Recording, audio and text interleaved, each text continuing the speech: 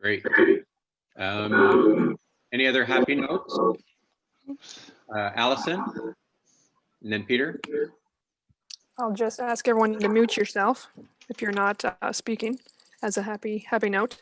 I just wanted to thank, when I sent my email out last week to help me pick up checks from pizza, I had like 5 people go immediately over there to Constantino's. So I had said in the email, please let me know before you go.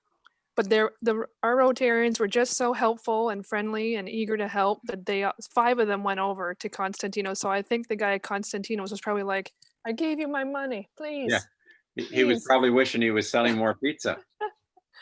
But I do thank everyone who helped pick up the checks. Whether you actually got a check because someone was already there before you or not, I really appreciate it. But thanks to everybody who helped with that. It was a good team effort. I think I need a couple more checks and then I'll do up the deposit and get that all in. Yeah, I've got 2 more to bring to you. I'll be in town today and tomorrow, Brett, so I'll figure out a way to get them to you. Okay, either the house or I'll be at the office tomorrow from 9 to 12 as well. Okay. Peter.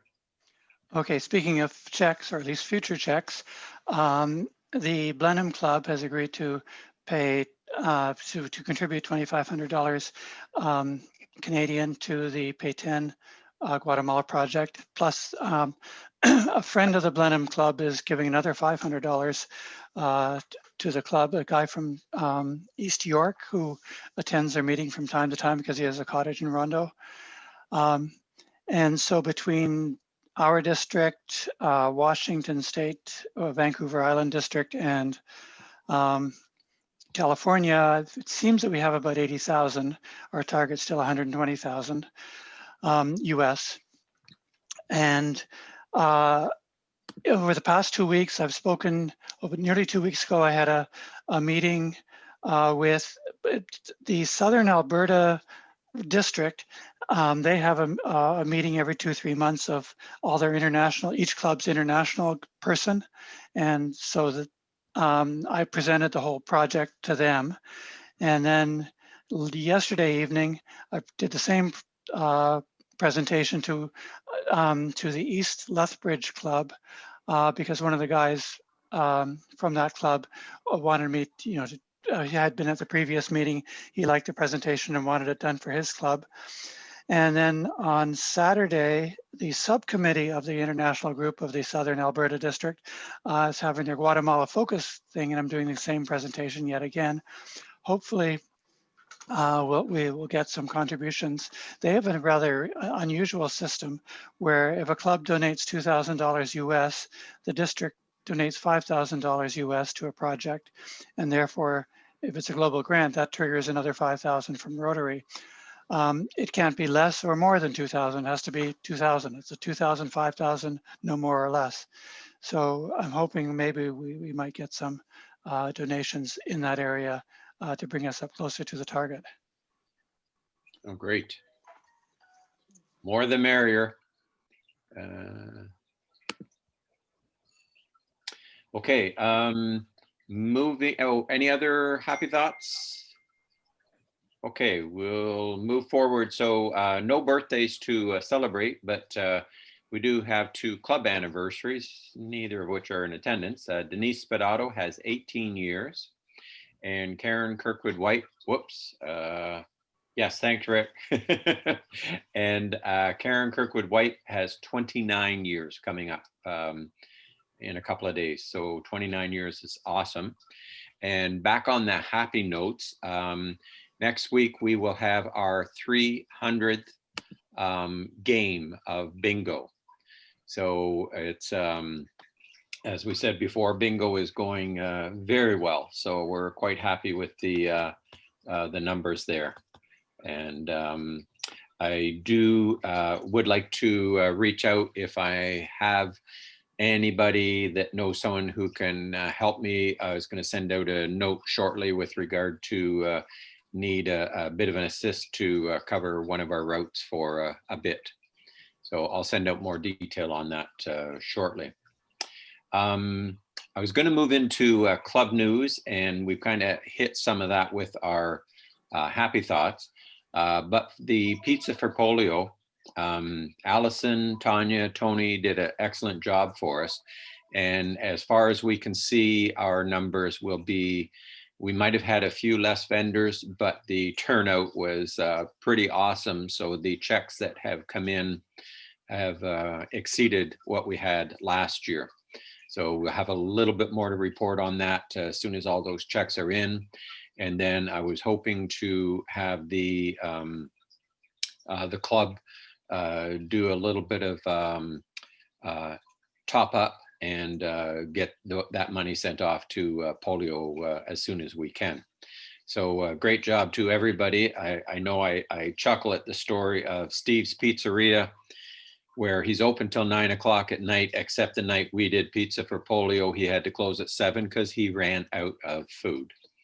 So that was pretty awesome, and makes you feel pretty good that all of the reports in the news, as well as the social media that Alysson did an excellent job on, that got out there. And I know I was standing in line behind somebody who was from Sunrise, and they were at Paisano's getting the pizza because it's pizza for polio, and that's just what you do.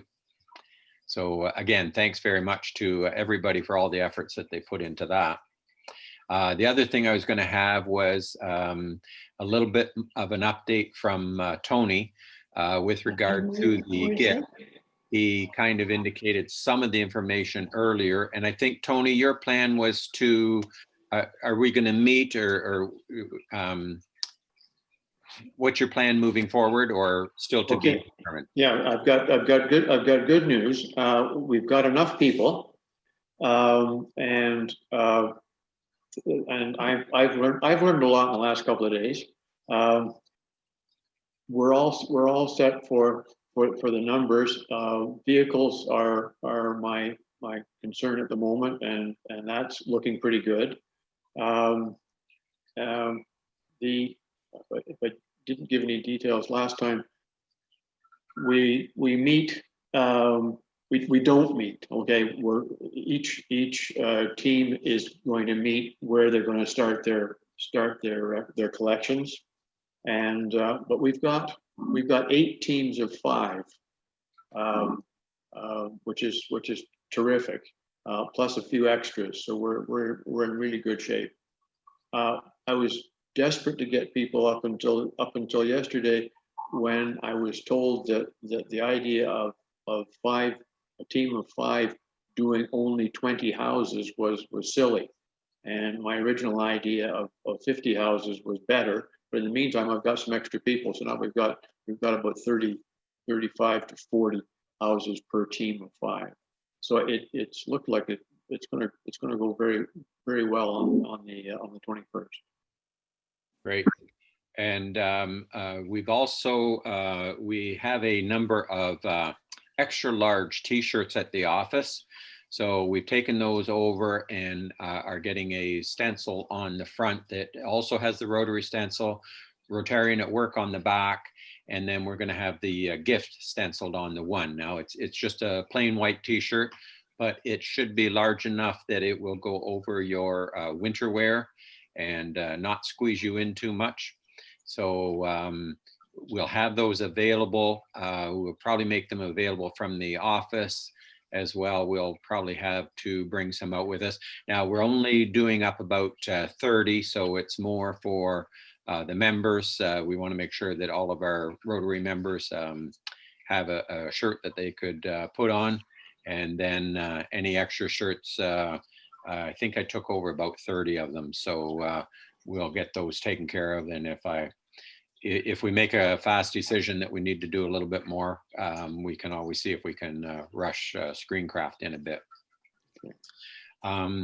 Anything else on that, Tony? Are we all good? No, I think that's it for now.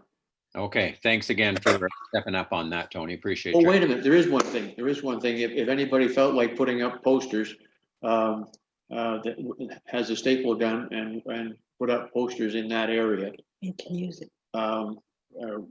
we can do it, and it has to start tomorrow, not today. Okay. So they could contact you and get the details as Yes, to. please give me a call. Sure. Okay, so we're going to move into the main part of our program, and I'm going to ask Alysson to take over here in just a second.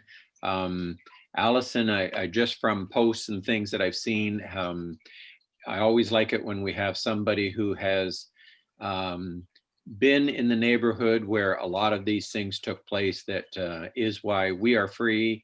Our country is free.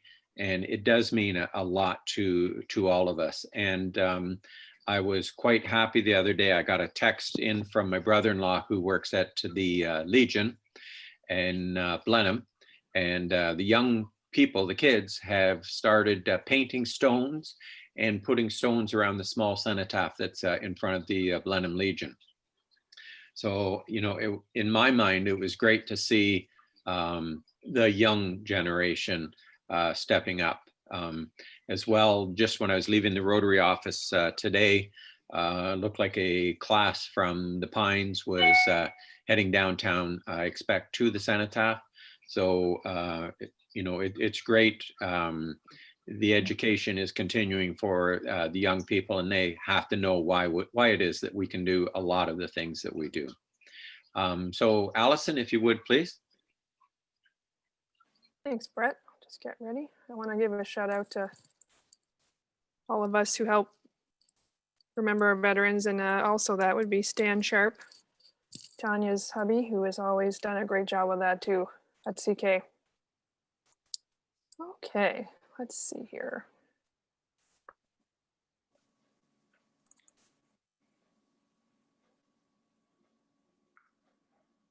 Can you see my screen? Yeah, can you hit the little spot that makes it big? The little green dot? It'll go green for you.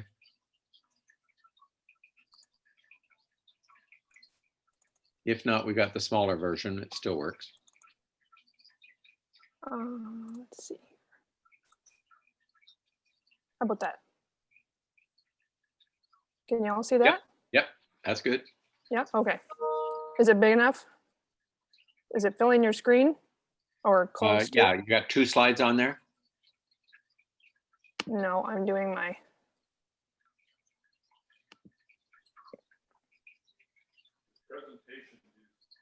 Oh, okay. Sorry, give me 1 second here. Why? I'm just gonna try one more time.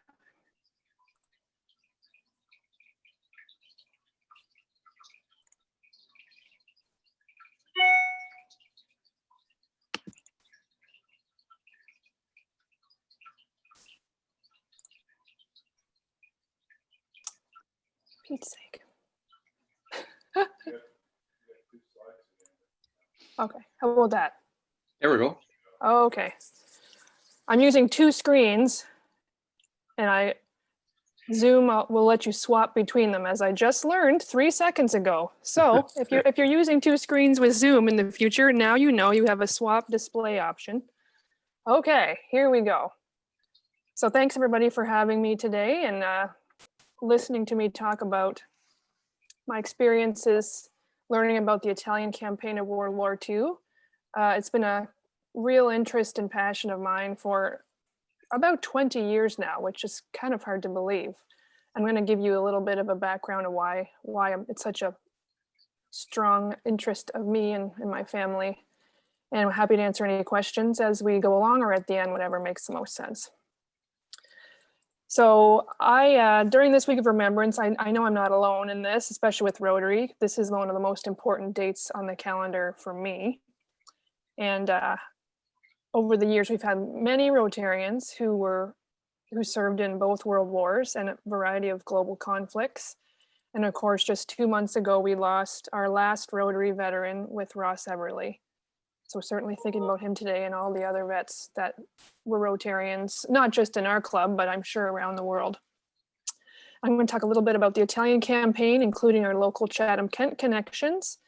And when I started learning about this, I really didn't know anything about it.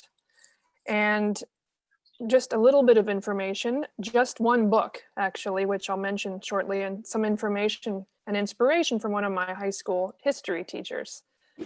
So how did this all start for me? Well, from knowing virtually nothing about the Italian campaign, which was kind of embarrassing looking back, since I am a double major in history and art history, to becoming totally immersed, visiting many Canadian war cemeteries on the mainland of Italy. There are 19 in total in Italy alone, including one or plus one in Sicily. And I've been to 10 of those so far. So I went from not knowing anything about it, not knowing anyone who was buried in any of these war cemeteries, to knowing many. And I'm sure there are still many, many more to know. And this is one reason why I really enjoy speaking about this subject, because sometimes we can connect a few more dots and fill in a few more gaps and shed some light on a few more guys and their stories. So as you see here, this is a map of Italy. And in April of 2001, it all sort of began for me, and I accepted a very generous invitation from my friend Dennis Makowetsky, who I think some of you might know, and his wife BJ, who were living in Lanciano, Italy, a medieval Italian town near the eastern coast of central Italy at the foot of the Apennines, just above where that arrow is on your screen. Mac, who was what everyone calls him, he was one of my high school teachers at CCI and is just an all-around great guy if you know him. You might feel the same. After he retired from teaching in Ontario, he was recruited to teach at a private Canadian high school in Italy, also called CCI, ironically, Canadian College, Italy. Lanciano is about an hour from Ortona, which, as I was soon to learn when I arrived in 2001 for my visit, this was the location of some of the fiercest fighting during World War II. During my visit, Mac drove us around throughout the local countryside and started to tell us about what happened there during World War II, teaching me again about history, funnily enough, almost 7 years after I graduated from high school at that point. Once an educator, always an educator. So Mac, during his tour for us, he relayed to us the horrors that the Canadian soldiers faced during the autumn of 1943, this very time of year, actually, as the Canadians fought up the eastern coast of Italy. The Germans were retreating, but as they did so, they left a trail of booby traps, bombed out bridges, and dug in at virtually every hill and river valley to make the Canadians fight for literally every inch by bloody inch that they advanced. And it was bloody. Hitler had decided that despite questionable strategic value, the Germans were to fight to the death as they gradually moved north to make it as difficult as possible for the Allied troops. And with the exception of the plains between Milan and Bologna, if you've been to Italy, you would probably know that virtually none of Italy is flat, except for that very small area around Milan. Most of the country ranges from rolling hills to up to very mountainous areas with deep river valleys and cliffside coastal towns up both sides of the country, which is what the Canadian soldiers faced in October of 1943 onward. Once they made it down one side of a river valley, they had to climb all the way back up. Often these river valleys were swollen with early winter rains. And often those Germans were on the other side, dug in and waiting, picking them off as they reached the opposite slope. Canadian casualties came fast and furious. So with Mac as our guide that day, we drove around the same hills and rivers that the Canadian troops had 59 years earlier. Of course, we were dry, well-rested, well-fed, and in a climate-controlled car, so much improved circumstances than the Canadian soldiers were almost six decades earlier. And the last stop on that tour with Mac that day was one I'll never forget. It really changed my life. This is the Moro River Canadian War Cemetery, just outside of Ortona. It's the largest Canadian war cemetery in Italy with over 1,600 Allied soldiers, including more than 1,300 Canadians who are buried there who were killed in battles between October 1943 and February of 1944. How many? I guess when we're in Zoom, it's harder to tell, but I'm going to assume maybe some of you have probably, maybe most of you have probably been to a Canadian war cemetery somewhere in the world, and you'll likely recall that how immaculately they are kept, how the Italians or the Dutch or the French or the Belgians, how they treat this sacred ground with such respect, and Moro River is no different. No blade of grass is out of place. There are flowers blooming there even in the early spring, and the snow-capped Apennine Mountains are in the distance to the west, and the aquamarine blue of the Adriatic Sea is just a few hundred meters to the east. Now, Mac had already started to research the cemetery and the young men buried there, which gave me my next shock on my first visit, that there were guys from Chatham-Kent buried at Moro River, resting under Italian skies for close to 6 decades at that point. Guys from Chatham, from Blenheim, from Ridgetown, from Morpeth even. I was truly overwhelmed my first visit there. There were 9 guys, Mac said. 9, I found 9 guys from Chatham-Kent buried here, he told me. And my head was swimming. I could not believe that number. Overcome with emotion, I walked around those 1,600 headstones in perfect symmetrical order. And I thought I really needed to know more about this. How could I not know about this cemetery and about what happened in this area of Italy during the war? And if I didn't know about this history, as a history major, how would anyone else know about it? So I didn't really realize then that something had really clicked, but it had. And as we drove away from the cemetery and headed back to Lanciano, I felt really sad because I felt that I was leaving them behind and leaving my friends behind. And I still feel that way every time I mention it. Never changes.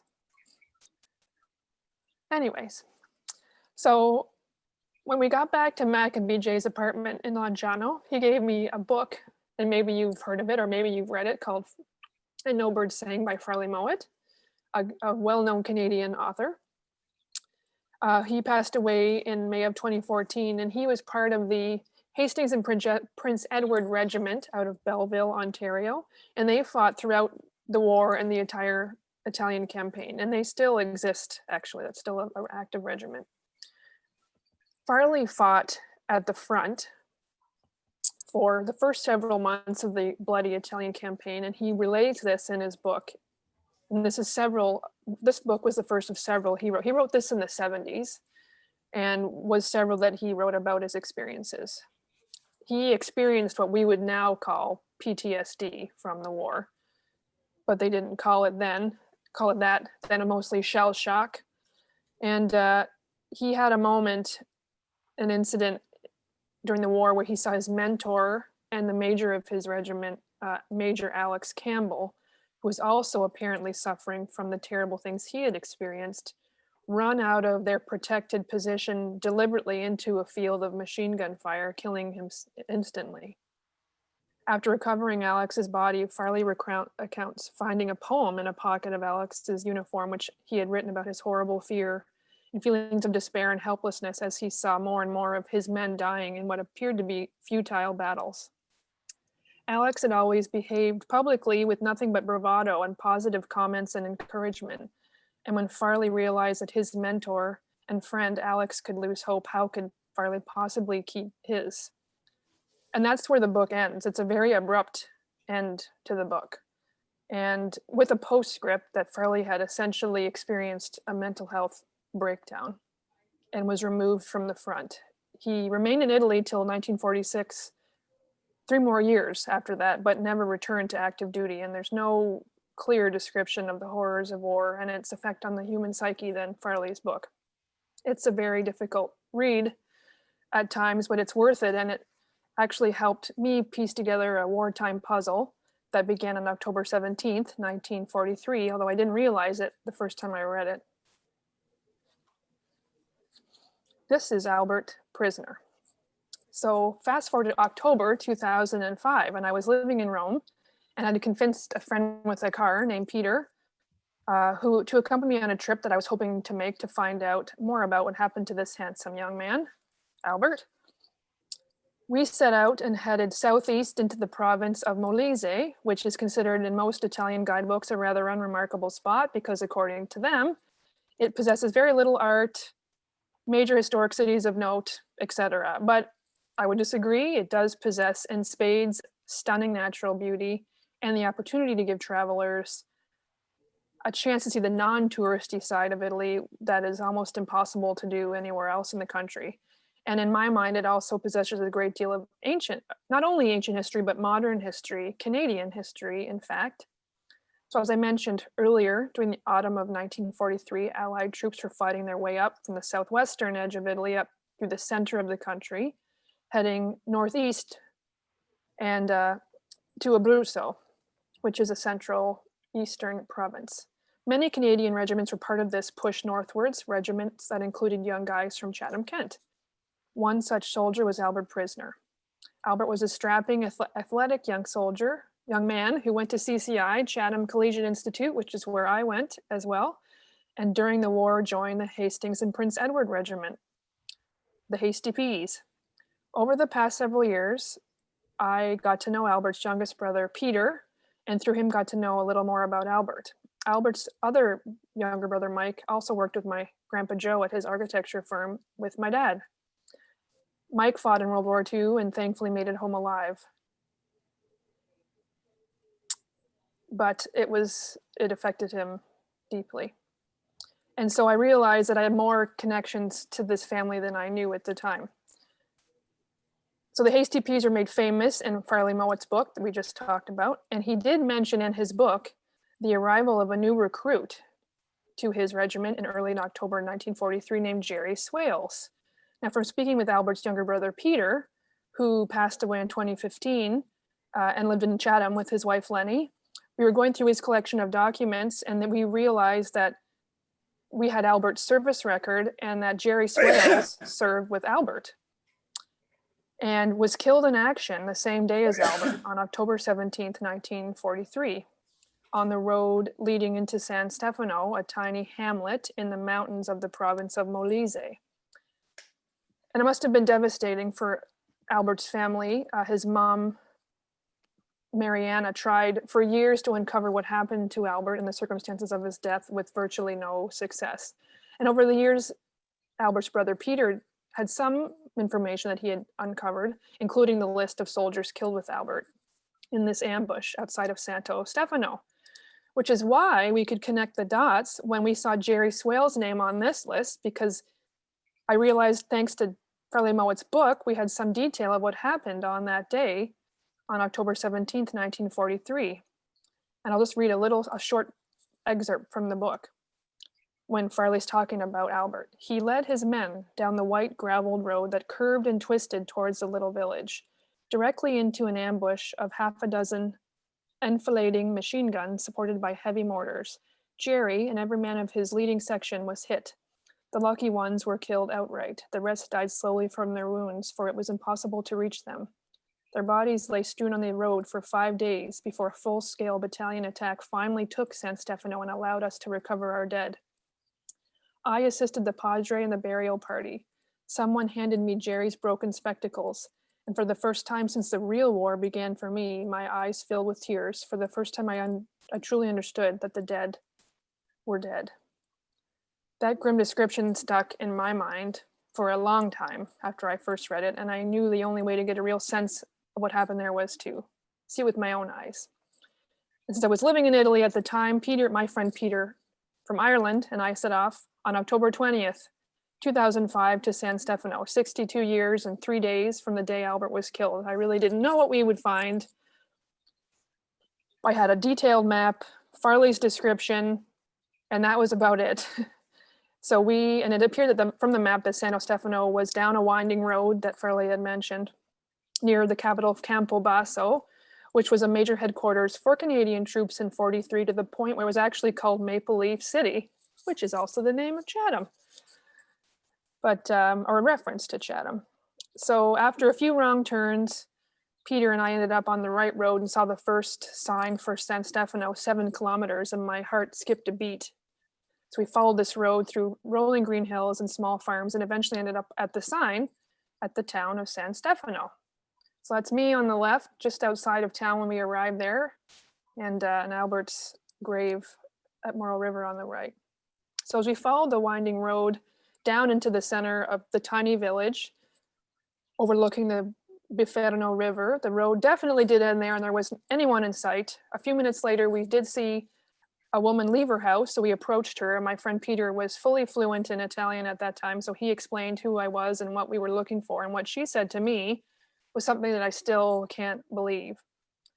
And that's Carmelina and Peter on the left, and the hillside on the right. And then Carmelina, in her heavily accented Italian, clasped her hands together and said, to my surprise, she remembered that day. Come un sogno, which means like a dream in Italian. She was only about 5 or 6 years old at the time, but she remembered the bombing of the town because her family had remained there instead of evacuating like so many others. And several of her young friends and cousins had also stayed, and they often went outside to play during the lulls in the fighting, if you can imagine that. And I asked her if she remembered any soldiers being killed just outside of town. And in fact, yes, she did. She and her friends went up the hill and saw several makeshift graves by the side of the road. And she remembers seeing the boots of the fallen soldiers still sticking up out of the mud at the side of the road. And her friends picked some flowers and placed them on their exposed boots. And I could not believe that story. I mean, obviously I don't imagine she was making it up. We had just random people had showed up that day unannounced. I couldn't believe not only we had found Santo Stefano, but a very rural area, well off the beaten trail. We'd found someone who remembered that day, a woman who, as a child, had yet to really comprehend what she was experienced, what she had experienced, and picked little flowers with her friends and placed them on the boots of fallen Canadians, on Albert's boots. And that was a very emotional experience. And so Peter kept on talking, and Carmelina hopped in Peter's car without asking and said, let's go, I'll take you back and show you where it happened. So we drove back up the hill with Carmelina giving directions and a description of what she remembered of the battle. She pointed to the spot just outside of town where the soldiers had been killed, and then slightly further up, which would be on the right photo, where the bodies had been buried. As you probably know, most Allied soldiers were buried where they fell during battle and then were reinterred in 1946 onwards in the closest war cemetery. And the spot where Albert and his comrades had fallen was exactly the exact spot where we had stopped to take the photo at the town sign on our way in when I had my Canadian flag, which was amazing. I could not believe that. So Carmelina also pointed out the high ground where the Germans had set up and where they ambushed Albert, Jerry, and 6 other Canadians. They were basically exposed in every direction, and they were easy targets, unfortunately. So as I stood along that gravel road, I looked around me and I was trying to burn every vision that I could see into my brain to describe to Peter and his family when I got home, and the valleys, the little hilltop towns, the dirt, the grass, everything. And I pictured Albert leaving Campobasso, walking along that same winding road, wondering if he had any sense of what he would encounter, if this was just, another regular patrol. And as I was standing there, the sun went behind the clouds and the wind picked up, and it got very, very cold, very fast. And I just imagined what it might have been like to be there in that battle in 1943, mortally wounded. And this battle, like so many others that were fought during the Italian campaign, never made it into the news, and it really never even made it into the history books. But it happened, and 8 young Canadians were killed just like that. And the only reason that I even know about it is because Albert was from Chatham, my hometown. So the day after I went to San Stefano with my friend Peter, I went to Ortona and to the Moro River War Cemetery, and I went to see Albert's grave, and I said thank you. And ironically, Jerry Swales, who is from Toronto, incidentally, is buried there as well, right next to Albert, and along with 16 other young men that we ended up finding over our years of research, his resting place, and said thank you. So that's my first one quick story. And I'll tell you one more quick story, and then we'll have some time for questions. So this is my friend Harold, and this is another life-changing experience for me with the Italian campaign. I don't know if it was fate or random coincidence or divine intervention or what, but Harold is from Ajax, Ontario. This is us in Rimini, Italy, during the 60th anniversary Canadian commemorations of the Italian campaign, 60 years after it had finished. Many Canadians came over for this. Dignitaries, veterans, their families and friends journeyed over and went on a tour of the different battlefields and war cemeteries for about a week. There had been a 50th anniversary commemoration, but that was very sparsely attended, ironically, because for many of the vets, they said that 50 years was still too soon to relive such terrible memories. So how did we end up here? I was living in Milan at the time, and I just arrived there not just a month before, and I had no idea about these commemorations or plans. And just a few days before, my dad must have emailed me to tell me, and I knew I had to be there, and I wasn't sure what was happening or where it was happening, but I knew it started in Casino. That's all I knew. And remember, this is sort of before Google and smartphones. We could sort of find all these answers at our fingertips that we can do now. Email is about the extent of our electronic communications at that point. So I knew I had to be in Casino. So on Tuesday afternoon, I left my apartment in Milan, hopped on a train and headed south to Casino. I had no idea how I was going to get where I needed to go or how I was going to find out what was happening, but I was winging it.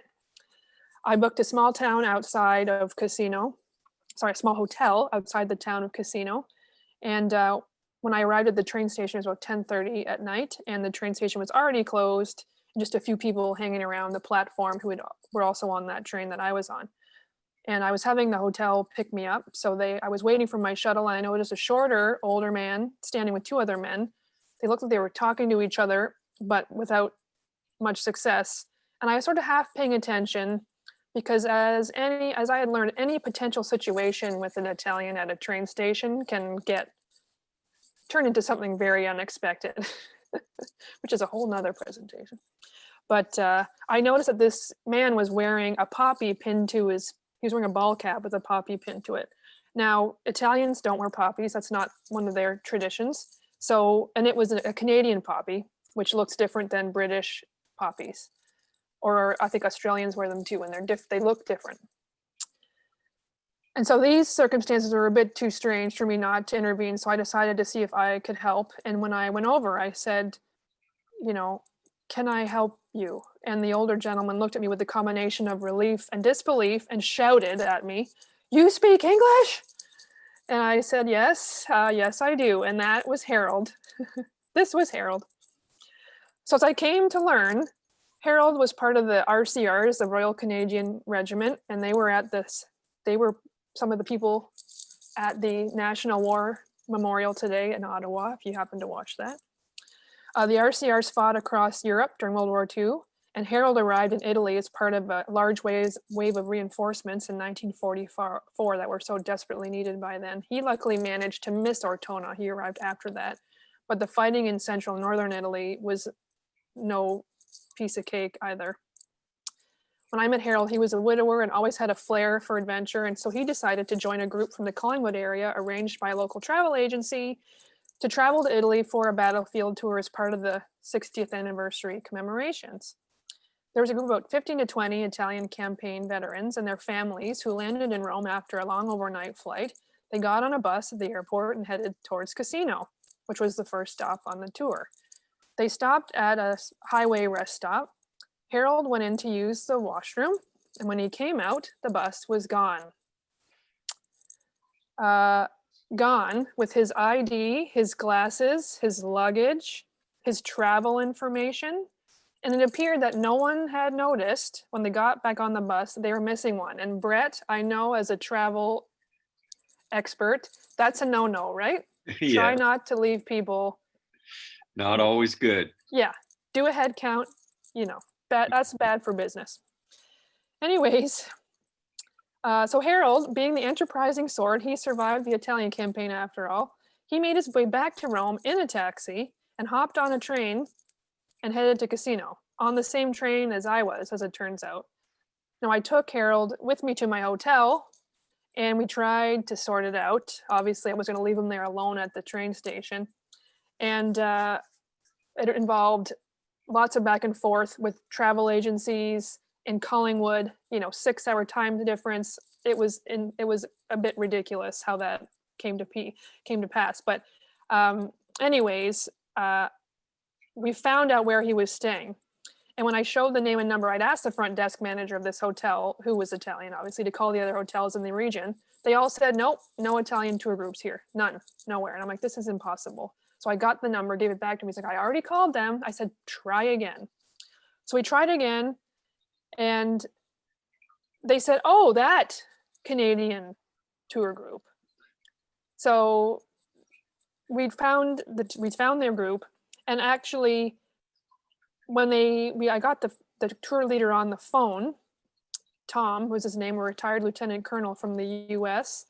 Army. He got on the line. He was the head of the group, and this is a guy that lost Harold. And he was shocked to learn they had left someone behind. He still didn't know it, and Harold's luggage was outside outside of his hotel room, just unoccupied, still sitting there to be claimed. And as it turns out, they were right beside us in the hotel, right beside us, although it was on a busy highway. So I wasn't going to let Harold walk over there on a highway. And so they sent a bus or a taxi to pick him up. And the guy, Tom, said, what can I do to help, to thank me for my tracking them down? And I said, well, I could use a lift to the ceremony tomorrow. And that's basically how I came to join this group of veterans on their 1.5-week tour of all the battlefields and cemeteries around Italy. And that's a whole presentation on its own. So we crisscrossed the country together, visiting many battlegrounds and cemeteries across the country. And it was really remarkable because many of these fellows was their first time back. And every night at supper, one or two of them would tell a story about their experiences at every night. And often they'd start out the story saying, I've never told anyone this before. And through tears, they would tell, it seemed like a cathartic experience for them. And so these men seemed to me to be exercising their demons, perhaps realizing they were closer to the end of their life than the beginning. And this trip could be some semblance of closure. And every time we went to a cemetery, someone found a friend of theirs or a buddy of theirs at a gravesite. This is my friend Neil visiting one of his best friends who he had never been to his gravesite yet, 60 years later. One night he told us a story at dinner. He felt his buddies knew that he was there, and he said, am I crazy? I think they know I'm here. Am I crazy? And I said, no, you're not crazy. There's lots of ceremonies with dignitaries, et cetera, et cetera. We had lots of fun together, actually. There were very solemn moments, but there were lots of fun moments. These guys were treated like movie stars with wine and treats in every town we made, and the Italians came out and celebrated and honored them. It was just amazing. So I've stayed in touch with most of these guys, and some have passed away, but it was a remarkable experience. And even Don White, who's one of the fellows in the previous picture, he's now 97, has become famous across Canada and the Netherlands, because he was sent to the Netherlands after the Italian campaign. And he was at the 75th anniversary in Italy last fall, one of only 10 veterans that went. And he was supposed to be going to the 75th anniversary of the end of the war in Europe in May, there were huge celebrations planned across Europe. And of course, all of those were canceled to COVID. So it was just a remarkable experience that I will really never forget. So just to wrap everything up, Canadian casualties in the Italian campaign totaled more than 26,000, including 6,000 fatalities. And most of those Canadians who died in Italy are buried in these war cemeteries or commemorated on the Casino War Memorial located just outside of Rome. These brave Canadian soldiers fought in Italy, where more than 1 million Canadians who served during the Second World War. Coming from all walks of life, these Canadians accomplished much and sacrificed greatly for the rights and freedoms of others. Now you might have seen this poem or this song before. It was what most of the history books don't tell you about World War II, is that after the D-Day landings took place in June of '44, Canadians were still fighting and dying in Italy, but the sort of glory of the D-Day invasion pushed everything else off the front page, and to the point where soldiers in Italy were referred to by one British politician in Parliament as the D-Day Dodgers, even though they'd already been fighting for a year and a half. So I think this is one reason why the Italian campaign is still unknown to most Canadians, because it was overshadowed by other major battles, more sort of glorious victories. But we cannot forget, and in honor of our guys from Chatham-Kent and across Canada who volunteered for their country. And they were guys like my friend Harold, like Farley Mowat, and guys like Albert Prisoner, who made the ultimate sacrifice. And so it's this reason why it's so important to me to keep alive the memories of our loved ones and compile it for future generations. Never ever doubt how important it is to preserve our history. Save those family letters and photos, service documents, write down the stories that you remember from family members who might have served. Talk to those who are still left while there's still time. So thank you very much for your time and allowing me to share with you some of these stories that have had such an impact on my life. Thank you. Wonderful. We'll ask for questions. I think I have everybody on my screen. So if your picture's on the screen, raise your hand. If you're not, just to give me a thing. We're going to start with Barry and then Tony. Well, thanks, Alysson, for sharing that. You mentioned in your presentation reference to PTSD. It just so happened yesterday afternoon, I listened to a 1-hour presentation by Romeo Dallaire, General Dallaire, and Romeo Dallaire, and he mentioned many times about PTSD. And of course, we've heard the story there. He told his story again. He was a speaker at our banquet earlier on, some years ago now. And he didn't know he had PTSD and wasn't even recognized at that time, as you already mentioned. And then you mentioned here just now about these veterans that had never shared their story. And so I'm just wondering how you felt about them collectively as you were sharing with them over that space of 2 weeks, they sharing their stories that they had never shared before. Well, it was pretty intense. I felt honored, to be honest, to be there and hear those stories. I actually took copious scribbles of notes the whole time I was there, because I felt like I was living through something that most people would never have a chance to experience. And it was just such a random chance that I got the ability to be there.